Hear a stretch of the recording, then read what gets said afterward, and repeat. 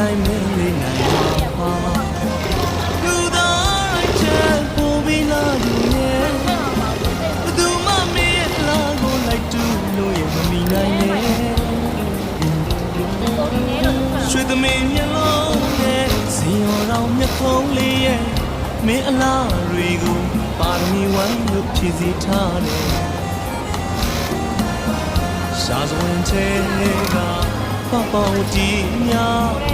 လူပြေဝင်လာထားသလုံးမင်းလား